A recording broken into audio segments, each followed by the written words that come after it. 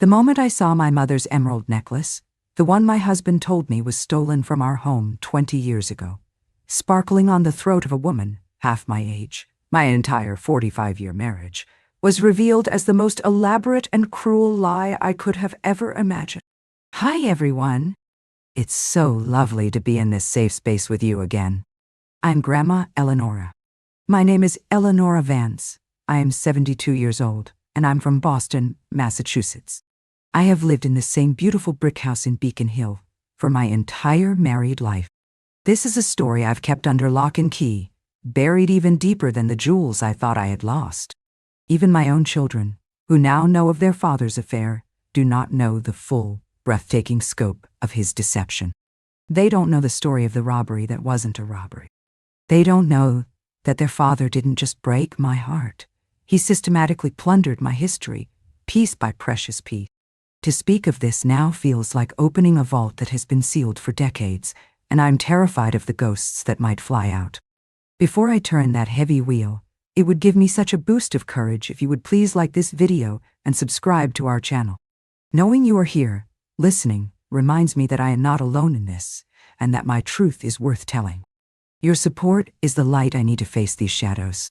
To understand the blade that gutted my life, you must first understand the beautiful, gilded cage I lived in. My story began in the year 1970, with a man named Edward. Oh, Edward.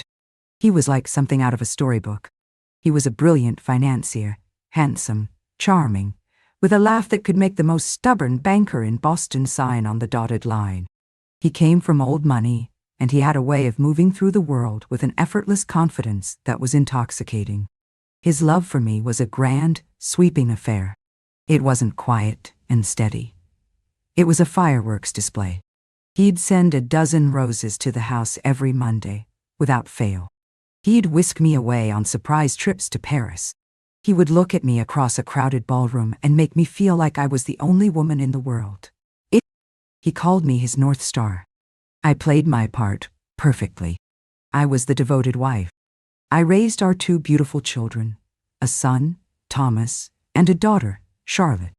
I managed our beautiful home. I hosted the perfect dinner parties for his clients.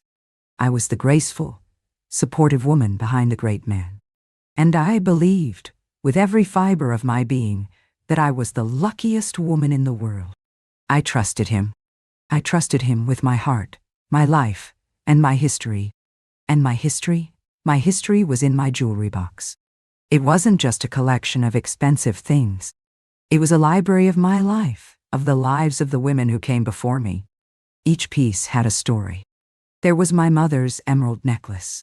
A single, magnificent, deep green stone, the color of a forest after rain, set in a delicate platinum chain. My father had given it to her on their wedding day. When my mother was dying, she took it from her own neck and placed it around mine. "This is our strength, Eleonora," she whispered. "The women in our family. Wear it and remember us." It was my most sacred possession. There were the sapphire earrings Edward had given me on our 10th anniversary, the color of a twilight sky. They represented our story, the years we had built together. And there was my grandmother's diamond brooch, a delicate, star-shaped piece from the turn of the century. It was a symbol of a love that had endured through wars and hardship. These pieces were not just adornments. They were my armor. They were my connection to the women who had made me. They lived in a beautiful velvet-lined box that my own father had made for me, and they were the first thing I would have saved in a fire. The story of their loss, the first great lie, came about 20 years ago. I remember the day with a clarity that still chills me to the bone. I had come home from a charity luncheon. I walked into our bedroom and found a window pane shattered, glass sparkling like cruel diamonds on the oriental rug. My heart stopped. I ran to my closet, to the small safe where I kept my jewelry box. The safe door was open, and the box was gone. The violation, the feeling of a stranger having been in my most private space, was sickening. But the loss of the jewels, it was like a death in the family. My history, my mother's strength, my grandmother's love, it had all been taken from me. Edward was a Oh, he played the part of the devastated protective husband to perfection. He rushed home from his office. He held me while I sobbed. He cursed the thief who had done this. "My God, Eleonora," he said, his face a mask of fury and grief. "To take something so precious from you, it's monstrous." I wanted to call the police immediately, but Edward was strangely insistent that we shouldn't. "Darling, what's the point?" he said, his voice so reasonable, so full of concern. "They'll never find them. It will just be a parade of strangers tramping through our home, asking invasive questions, making you relive this trauma over and over again. And the insurance. The deductible is so high, we'd get pennies on the dollar for things that are irreplaceable. No, let's handle this ourselves. I will spend the rest of my life replacing every single piece, I promise you." And I, in my grief and my shock, I agreed. I was so grateful for his strength, for his desire to protect me from further trauma. I saw his reluctance to call the police, not as a red flag, but as an act of profound love. He was shielding me. My poor, trusting heart didn't have the capacity to imagine the real reason. He didn't want the police involved because there had been no robbery. There had been no thief. The thief was my husband. In the years that followed, the loss of my jewels became the great, unspoken sadness of my life. It changed me. I felt untethered from my past. A part of my strength, the strength my mother had told me was in that necklace, was gone. And Edward, he was so kind, so sympathetic. He would buy me new things, beautiful, expensive, modern pieces. But they were all just things. They had no story. They had no soul. I would thank him, and I would wear them. But when I looked in the mirror, I felt like a stranger. And slowly, so slowly I didn't even notice it happening, our marriage began to change. The fireworks displays became less frequent. The roses on Monday morning sometimes got forgotten. The surprise trip stopped. A quiet, cool distance began to grow between us. He started working later. He started taking more business trips. I told myself it was normal. That this was what long marriages became, a comfortable, quiet companionship. I told myself that the passion had faded because we were getting older. I never, ever suspected that the passion hadn't faded. It had simply been redirected. He hadn't just stolen my jewelry. He had stolen my passion, my history, my husband's heart, and he had given it all to another woman. The robbery wasn't just a theft. It was the moment he began to replace me. And for 20 years, I lived in the hollowed-out shell of a marriage, a beautiful, empty house, and I never, ever suspected a thing. The 20 years that followed the robbery were a slow, quiet erosion of the life I thought I had. It wasn't a dramatic collapse. It was like watching a beautiful cliffside slowly crumble into the sea, one small, insignificant pebble at a time. The distance between Edward and me grew, a silent, yawning chasm we both pretended not to see. At first, the changes were subtle. The business trips became more frequent, longer. He used to hate being away, but now he seemed to accept them with a placid resignation that felt odd.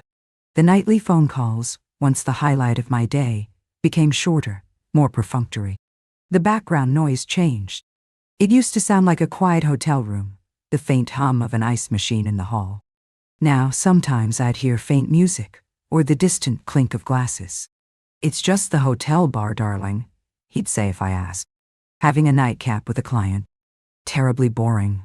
Then, and she. I believed him. I wanted to believe him. To not believe him would have been to admit that the very foundation of my world was cracked. Little by little, our lives began to run on parallel track. We still lived in the same house, but we no longer inhabited the same life. He had his world, of finance, of late nights at the office, of endless, vague business trips. I had mine, of charity boards, of garden clubs, of lunches with friends whose husbands were also becoming more distant. We spoke of it sometimes, in hushed, careful tones. We called it The midlife drift. We thought it was a natural season of marriage. We had no idea that for some of us, the drift was not a season. It was a deliberate, calculated voyage to another shore. A cold fear, a fear I refused to give a name to, began to take root in my heart. It was in the way he would guard his phone, angling the screen away from me when a text came in. It was in the new, expensive ties that would appear in his closet, ties I had never bought him. It was in the sudden, inexplicable interest he took in modern art, a subject he had always found pretentious. "Just trying to keep up with the times, Eleonora," he'd say with a dismissive wave of his hand. "All my younger clients are into it." I was being paranoid. That's what I told myself, a mantra against the rising tide of doubt. I was a bored, lonely, aging woman, inventing intrigue where there was only the quiet, predictable decay of time. Edward was a good man, a faithful man. He was my husband. To doubt him was to doubt the very sun in the sky. But the evidence, the small, undeniable clues, kept accumulating. There was a credit card bill I accidentally opened one day, thinking it was mine. It was a separate account I didn't know he had. And on it, there were charges that made no sense. Dinners at restaurants in Boston, on nights, he was supposedly working late at the office. Tickets to the symphony for a performance I hadn't attended. And the most jarring one of all, a charge from a high-end lingerie boutique. Edward had not bought me lingerie in 20 years. When I confronted him, my hands shaking as I held the bill, he was a master of calm, dismissive reason. "Darling, you're getting yourself worked up over nothing," he said, taking the bill from me. The dinners were with clients, the symphony was a networking event, and the lingerie, for God's sake, Eleonora, it was a gag gift for a colleague's bachelor party. "You have a very vivid imagination."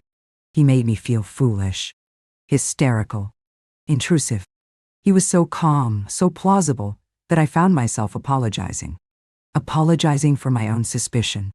He was an expert at turning the blame, at making his secret-keeping my fault. Eventually, things started to feel wrong on a much deeper level. He wasn't just distant anymore. He was absent. Even when he was sitting in the same room, he was 1,000 miles away.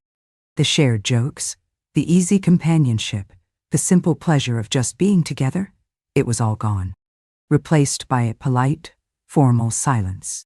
We were two actors in a play about a happy marriage, and we were both exhausted by the performance. The moment of discovery, the moment the entire, elaborate, 50-year stage set came crashing down, was, like most tragedies, a complete and utter accident. It was the day of the annual Boston Arts Gala, the biggest charity event of the year. I wasn't going to go. I felt a cold coming on, and to be honest, I no longer had the heart for those glittering, crowded events. "You should go without me, Edward," I told him. "Represent the family. I'll just stay in with a book." I saw a flicker of relief in his eyes, so quick I almost missed it. "If you're sure, darling," he said, his voice full of the appropriate amount of concern. "I'll just pop in for an hour or two, show my face, and then I'll be right home to take care of you." He left around 7, looking impossibly handsome in his tuxedo. I took some medicine, curled up in my favorite armchair, and fell into a deep, drowsy sleep. I woke up a few hours later, feeling much better. The fog in my head had cleared. It was only 9:30.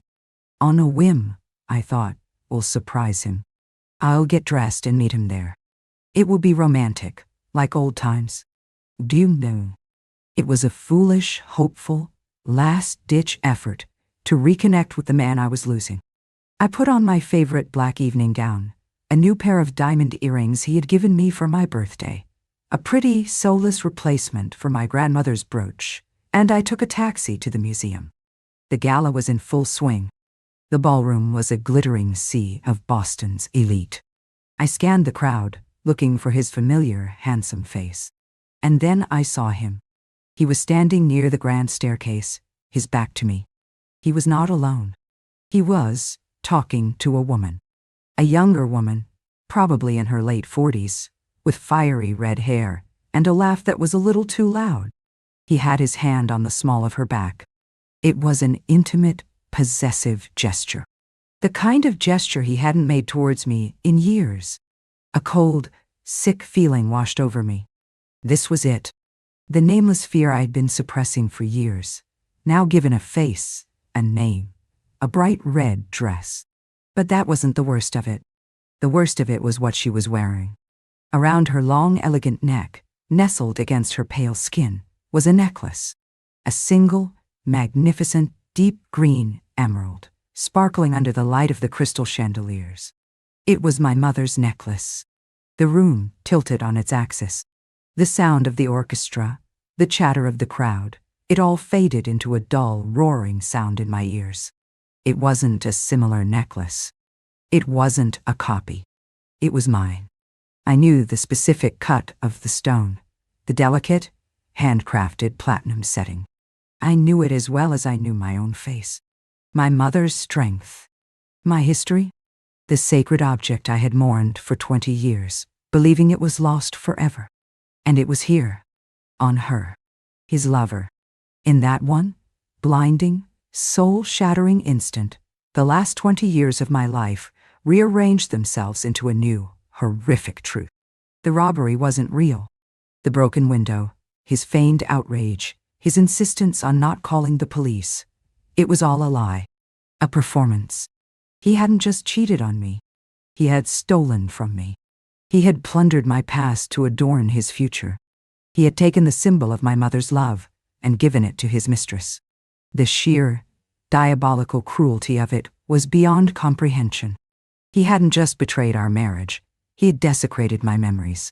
I didn't scream. I didn't faint. A strange, icy calm descended upon me. The kind of calm that comes when the worst thing you can possibly imagine has just happened. There is nothing left to fear. I began to walk towards them. My steps were slow, deliberate, steady. I was a ghost gliding across the ballroom floor. They didn't see me coming. They were lost in their own little world, laughing, intimate. As I got closer, I saw the other pieces. On her ears, sparkling every time she turned her head, were the sapphire earrings he had given me for our 10th anniversary. And pinned to the shoulder of her dress, a glittering star in a sea of red, was my grandmother's diamond brooch. He hadn't just given her my mother's necklace. He had given her my whole life. He had stripped me of my own story, piece by precious piece, and he had used it to decorate her. I was the old, discarded original, and she was the new, updated edition, wearing my cover. I stopped about 5 feet away from them. I just stood there watching them. And finally, Edward turned. He saw me. The color drained from his face. The charming smile vanished, replaced by a mask of pure, undiluted horror. His eyes widened, darting from my face to the jewels on her neck, and back again. He understood. The jig was up. His two carefully separated worlds had just collided with the force of a supernova. The woman, his lover, saw the look on his face and turned. She saw me standing there, a cold, silent specter in a black dress. She looked at me, then at Edward, a confused, questioning look on her face. I didn't say a word to him. I didn't even look at him. I looked directly at her. I pointed a single, trembling finger at the emerald sparkling on her throat. And my voice, when I spoke, was not the voice of a hysterical, wronged wife. It was the voice of a queen who had come to reclaim her stolen crown jewel. "That necklace," I said, my voice cutting through the air, dangerously calm and clear. "It belonged to my mother, and I would like it back, now."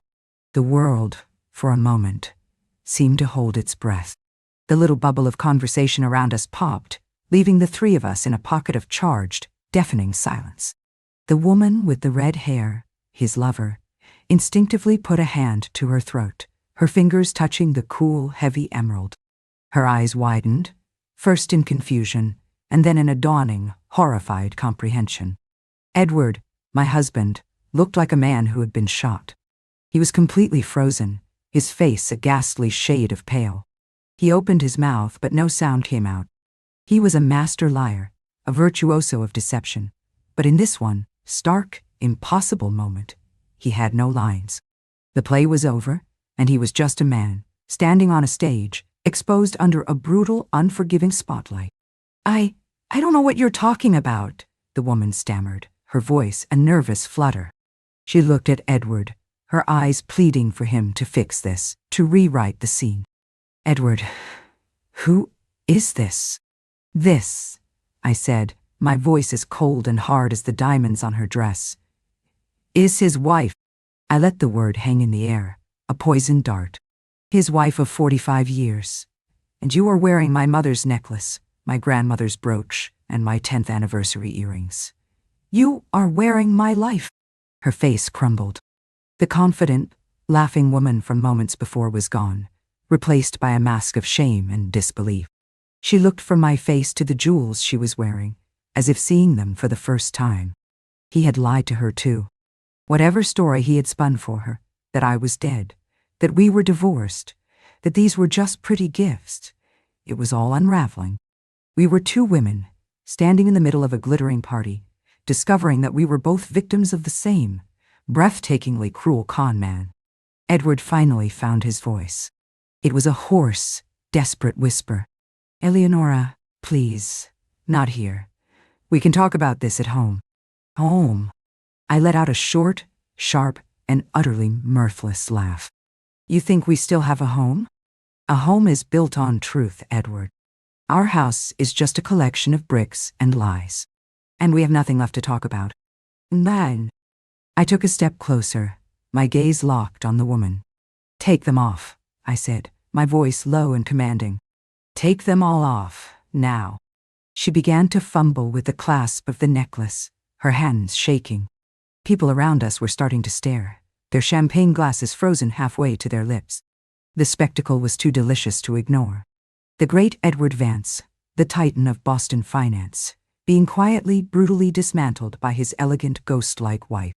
Eleonora, for God's sake, you're making a scene, he hissed, finally taking a step towards me, his hand reaching for my arm. I pulled my arm back as if his touch were fire. A scene? I said, my voice rising just enough to be heard by the nearest onlookers. You think, this is a scene? After 20 years of lies? After you staged a robbery in our home, shattered a window, and let me grieve for my mother's memory while you were giving her necklace to her? You haven't seen a scene, Edward, but I promise you, you are about to. He froze. He knew I meant it. The quiet, accommodating, perfect wife was gone, and the woman standing in her place was a stranger to him, a woman with a core of pure, cold steel. The woman, his mistress, finally managed to undo the clasp. She held the necklace out to me, her hand trembling, her eyes filled with tears of shame. She unpinned the brooch. She took off the earrings. She didn't say a word. She just handed me the glittering, stolen pieces of my life. I didn't take them. Instead, I looked at her, and for the first time, I saw her not as my rival, but as another casualty. Keep them, I said, my voice now quiet again. Consider them your severance pay. You're going to need them. And with that, I turned my back on both of them. I turned my back on my husband, on his lover, on the wreckage of my 45-year marriage. And I walked out of that ballroom, my head held high. I didn't run. I didn't cry. I walked with the slow, deliberate grace of a queen, abdicating a throne she had just realized was made of cardboard. The taxi ride home was a blur. I sat in the back, the city light sliding across my face, and I felt nothing. A profound, chilling, and utterly liberating numbness. The worst had happened. The monster I had refused to believe was under my bed had just crawled out, introduced itself, and burned the house down. There was nothing left to fear. When I walked into our beautiful brick house, it felt like a stranger's home, a museum of a life that had never been real. I didn't go to our bedroom. I went to Edward's study. My fight back wasn't going to be a screaming match. It wasn't going to be a messy, public divorce. Oh no. That was what he would expect. That was a battle he could probably win, with his expensive lawyers and his sterling public reputation. My revenge would be quiet, cold, and financial. I was going to hit him in the one place he was more vulnerable than his heart, his wallet. For 45 years, I had been the perfect clueless wife. I had signed whatever papers he put in front of me. I had smiled and nodded, and never asked too many questions about our finances. He saw me as a decorative, financially illiterate creature who was utterly dependent on him. That was his second great miscalculation. My father, a shrewd man who had never fully trusted Edward's flashy charm, had insisted on one thing when we were married. He had insisted that my inheritance, a considerable sum from my mother's family, be placed in a separate trust, in my name alone. And he had insisted that I be given a full legal power of attorney over all of our shared marital assets, just in case of an emergency. Edward had laughed it off as the overprotective fussing of an old man. He had signed the papers without a second thought, confident that his sweet, simple wife would never have a reason, or the nerve, to use them. He had just given me the reason, and he was about to discover my nerve. I spent the rest of that night in his study, a place I had rarely entered. I went through his files, his desk, his computer. It was a horrifying, sickening archaeological dig into the life of a stranger. I found the statements for the secret credit cards, the deeds to a condominium in the city I never knew he owned. Her condominium, I realized with a fresh wave of nausea. I found the travel records, the airline tickets, the hotel receipts that proved his business trips were a lie. I found it all. The meticulously documented evidence of his 20-year betrayal. And I found what I was looking for. The account numbers for every stock portfolio, every investment account, every savings and checking account he controlled. Our entire, vast, multi-million-dollar fortune. At precisely 9:00 a.m. the next morning, I did not call a divorce lawyer. I called our private banker, a man named Mr. Harrington, who had been managing our family's money for 30 years. "Eleonora," he said, his voice full of its usual warm deference. "What can I do for you this morning?" "Mr. Harrington," I said, my voice as crisp and cool as a new $100 bill. "I am invoking my power of attorney over all accounts held by myself and my husband, Edward Vance. I want you to place an immediate, unconditional freeze on every single asset. Nothing moves, nothing is to be withdrawn, transferred, or sold without my express written consent. Am I clear? Transferred or sold without my express." There was a moment of stunned silence on the other end of the line. Eleonora? Is everything all right?" "Everything is crystal clear, Mr. Harrington," I said. "Freeze the accounts. And then, I need you to initiate a transfer. A rather large one." "Madam." I had the number in front of me. The balance of our primary joint savings account. A lifetime of accumulated wealth. "I want the entire balance of that account," I said. "Transferred to a new account in my name only. And then I want you to do the same for every single one of his personal investment portfolios. Liquidate them. And move the funds?" "Eleonora," he gasped. That's his personal pension. You can't do that without his signature." "Oh, I assure you, Mr. Harrington," I said, looking at the power of attorney document my father had forced Edward to sign 45 years ago. "I can. And I am. Consider this an emergency." This was my fight back. A quiet, legal, and ruthlessly effective financial coup. He had stolen my past, my jewels, my history. So I was going to steal his future. He had made me feel powerless for 2 decades. He was about to find out what it felt like to have nothing. He thought his power was in his money, in his ability to buy and sell and control. He was about to learn that I was the one who held the key to the entire kingdom. He just never knew it. Edward came home late that afternoon. I heard his key in the door, the sound that had once been my daily comfort, now the herald of a stranger's arrival. He walked into the study, where I was sitting in his large leather armchair, a stack of freshly printed bank statements on the desk in front of me. He looked tired and defeated. The charming, confident titan of finance was gone. In his place was a gray, stooped old man. "Eleonora," he began, his voice a hoarse plea. "We need to talk. I can explain." "Can you, Edward?" I asked, my voice devoid of all emotion. Can you explain 20 years? Can you explain my mother's necklace on another woman's throat? Can you explain the robbery that never was? No, but I don't think you can. The time for explanations is over. Now is the time for accounting. No. He saw the bank statements on the desk. A new kind of panic, a purely financial terror, began to dawn in his eyes. What? What is this? That, I said, is a summary of your new financial situation. As of 9:05 this morning, you have no money, Edward. I have frozen everything. Your credit cards have been canceled. Your investment portfolios have been liquidated. The contents of every account you control now reside in a new account, an account to which you do not have access. I watched him process the information. It was like watching a building collapse in slow motion. The arrogance, the entitlement, the sheer, unshakable confidence that had defined him his entire life. It all just crumbled. He sank into the chair opposite me, his face ashen. You can't do that," he whispered, the words a hollow echo of his former power. "I can," I said simply. "And I have. You see, you made a critical error, Edward. For 45 years you saw me as a decorative object, a beautiful but powerless accessory to your life.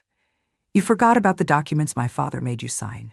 You forgot that while you were building an empire of lies, I was the one who held the keys to the kingdom." He just stared at me, speechless. He was a financier, a man of numbers. He understood the brutal, absolute language of a zero balance. "So here's my offer," I continued, my voice as crisp as a legal contract. "You will not fight me. You will not hire lawyers. You will agree to a quiet, quick, and unconditional divorce. You will walk away from this marriage with exactly two things: the clothes on your back and the condominium you purchased for your mistress. That is your severance package." "And if I don't?" he asked, a flicker of his old defiant self returning. "If you don't," I said, leaning forward, "then I will not be quiet. I will take this stack of evidence, the secret credit cards, the deeds, the proof of your 20-year embezzlement from our shared assets, and I will go to the board of your company. I will go to the EC. I will go to the newspapers. I will burn your reputation to the ground so completely that there won't even be ashes left. I will not just divorce you, Edward. I will utterly and completely destroy you. The choice is yours." He knew I meant it. The woman he had lied to for decades was gone, and the woman sitting in front of him was a stranger who held his entire world in her hands. He chose survival. He chose the quiet exit. He packed a single bag that night and walked out of the house he had filled with lies. I stood at the window and watched him get into a taxi, a diminished man, stripped of his fortune, his reputation, and his family. I felt no pity. I felt no triumph. I felt the quiet, clean, and profound relief of a house that has finally been swept clean of a terrible, deep-seated rot. The divorce was finalized in record time. He moved into the condominium with his mistress.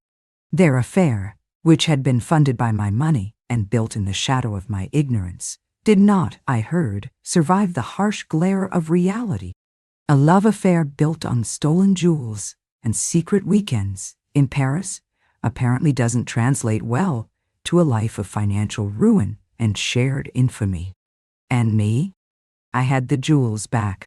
They were delivered to me in a small, anonymous box a few days after the gala. But I couldn't wear them. They were tainted.